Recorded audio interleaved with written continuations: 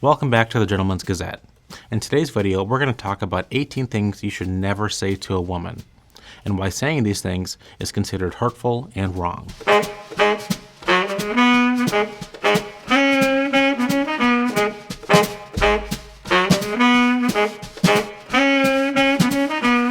We here at the Gentleman's Gazette believe strongly in what it means to be a modern gentleman. That includes treating others with respect and dignity. Most of the 18 things you should never say to a woman are frankly things you should never say to anyone. But it helps to be aware of how cultural and social norms make these especially wrong for men to say these things to women. Awareness of this context will make you more considerate in all of your social interactions. Cultural taboos have defined conversations between men and women for millennia. Certain things were considered improper topics of conversation, usually centered around sexist assumptions of what women should or should not discuss. Today we'll be discussing things you should never say to a woman because these things are improper, sexist, and harmful. All of these things will make you sound insecure, entitled, and controlling. Many of these things will even get you fired. But also, some of these statements feed into negative, gendered stereotypes. They hurt the ability for every person to define who they are, regardless of gender.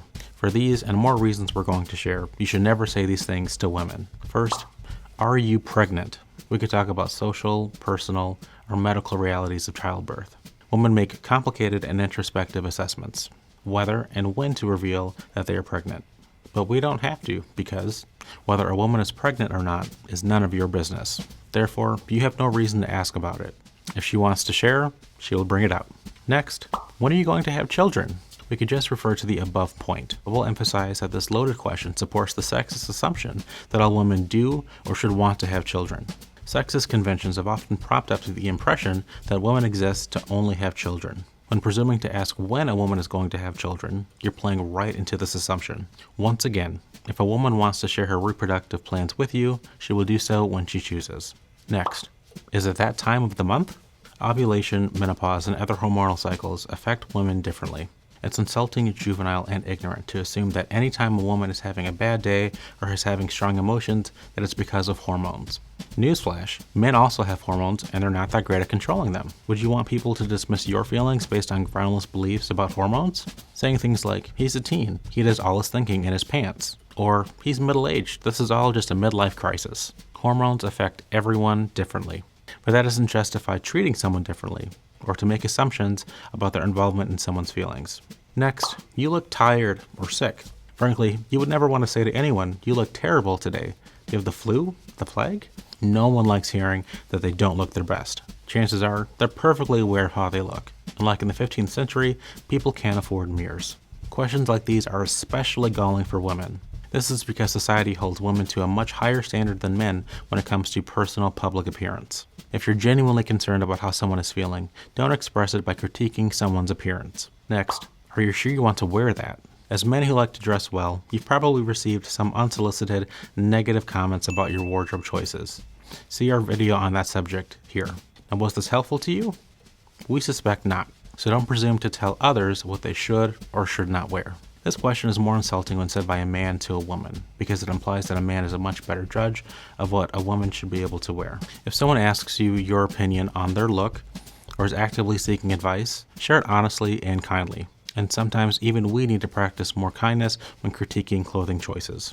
The second thing you should never wear are cargo shorts. They just make you look like a douchebag.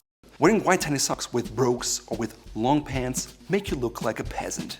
Next, you shouldn't wear so much makeup. Now maybe you think by saying this, you're indicating that a woman is naturally beautiful. But notice that what you're actually saying is, I know what's better for you than you do. How much or how little makeup a woman wears is her choice. Unless a woman specifically asks for your input, it isn't your place to give it. Next, are you sure you want to eat that? Unless you are a medical professional providing dietary advice or a parent instilling the love of green vegetables, you have no place to tell anyone what to eat.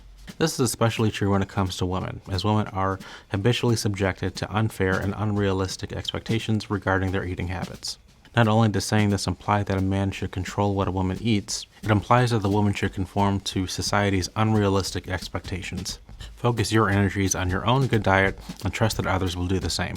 Next, you would be prettier if you smiled more. Shall we strike this annoying suggestion because it is unsolicited advice? It props up unfair expectations about a woman's public appearance. It implies a man knows what's best for a woman.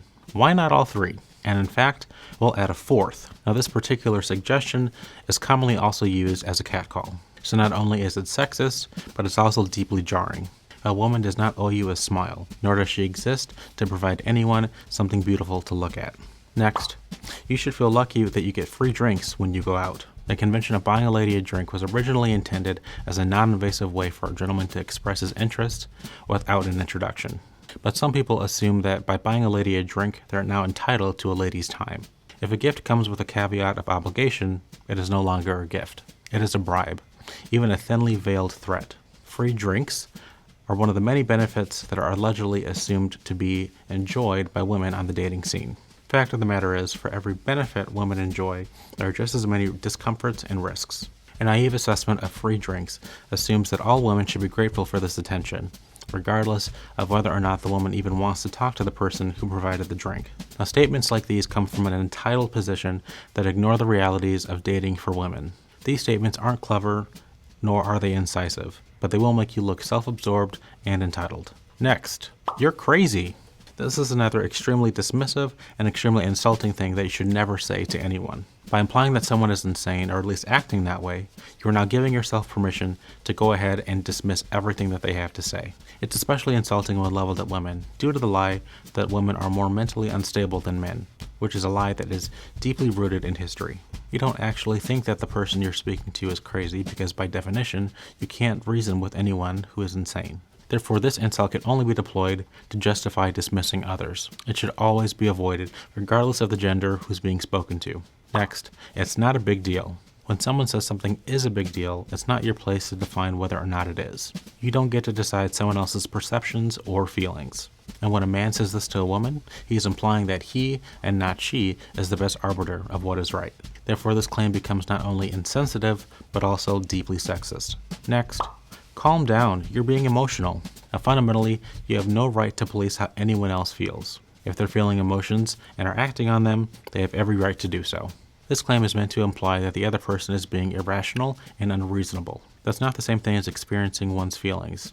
That is to say, being emotional. When this accusation is brought from a man to a woman, it plays into the stereotype that women are inherently more emotional than men. Not only is this insulting to women, but it props up an assertion that men should not be emotional. A dangerous and wrong assertion that contributes to poor emotional health for men. Next, let me explain it so you can understand. The now famous mansplaining.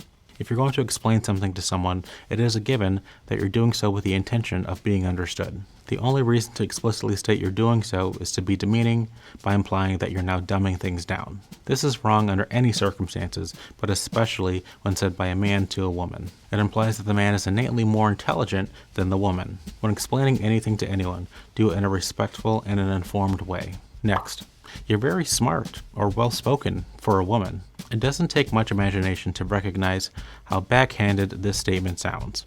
It isn't flattering to compliment someone's abilities and then immediately say that someone else, by virtue of their sex alone, might be superior. This insult presumes that men are innately superior to women at a given task, and it's quite impressive that the woman could even compare.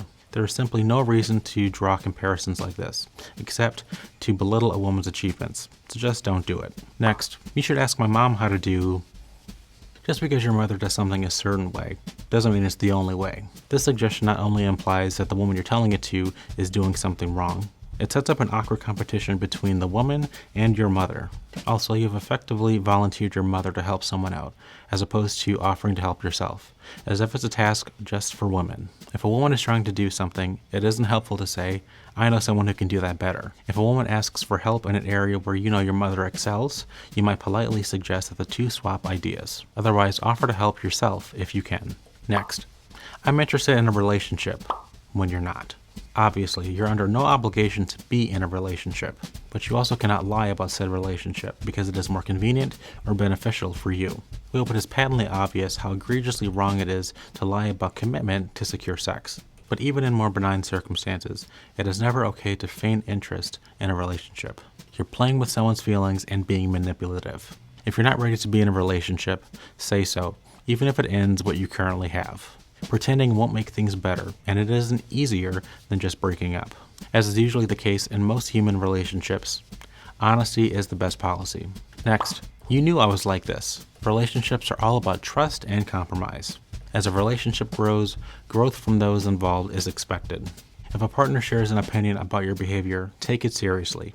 Do not dismiss your own shortcomings by claiming, "I've always been this way." Knowing about a character flaw does not make it acceptable.